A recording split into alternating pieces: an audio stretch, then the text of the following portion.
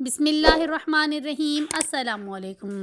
आज मैं आपके लिए बीफ पाओ की ज़बरदस्त सी ऑथेंटिक रेसिपी लेकर आई हूँ, जिसे बनाना बहुत ही आसान है और झटपट बनकर तैयार हो जाएगी। बहुत कम इंग्रेडिएंट्स के साथ इसे बनाएंगे, तकरीबन 1 से पौने घंटे में ये बनकर तैयार हो जाएंगे। तो चलते हैं अपनी ज़बरदस्त सी रेसिपी की तरफ। कुकर में हम साफ़ किए हुए पाए डाल देंगे। यहाँ मैंने एक बड़े का पाया लिया है, उसे स्मॉल पीसेस में कट कर लिया था। इसके बाद इसमें एक छोटे साइज़ का प्याज में ऐड कर दूंगी। साथ ही साथ हम इसमें गरम मसाला डाल देंगे। इसके बाद हम इसमें शामिल करेंगे हल्दी 1/2 टेबल स्पून। इसके साथ हम मिर्च डालेंगे। लाल मिर्च आपने अपने टेस्ट के अकॉर्डिंग डालनी है। यहाँ मैं 2 टेबल स्पून डालूँगी लाल मिर्च के। अब हम इसमें कुटी हुई लाल मिर्च डाल देंगे, आधा चाय का चम्मच। इसके बाद अदरक लहसुन का पेस्ट शामिल करेंगे।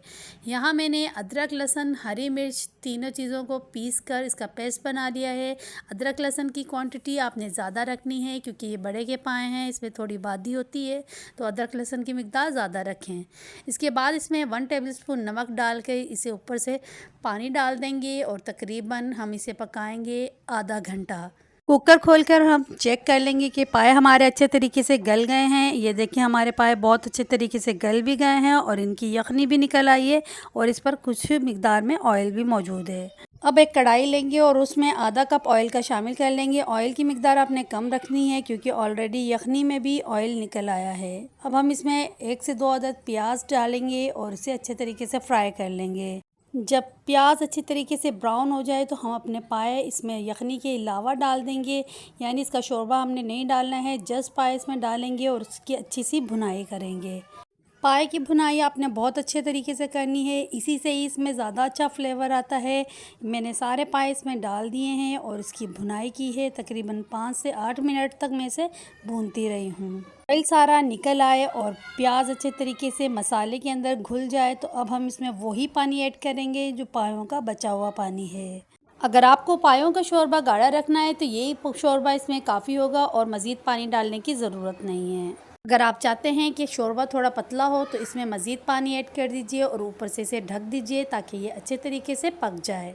जब पाए की ग्रेवी गाढ़ी हो जाए और आपने जितना शोरबा रखना है उतना रह जाए, तो हम इसमें ऐड करेंगे हरी मिर्च।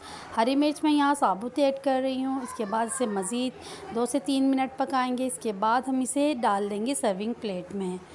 ज़बरदस्त से पाए बनकर हमारे तैयार हैं। इसकी ग्रेवी चेक कीजिए कितनी ज़बरदस्त है और कितना ज़बरदस्त इसका लुक आ रहा है। गार्निश करेंगे हरी मिर्च के साथ साथ साथ में इसमें गरम मसाला पाउडर डाल दूंगी। आप चाहें तो कटी हुई अदरक भी इस पर डाल सकते हैं।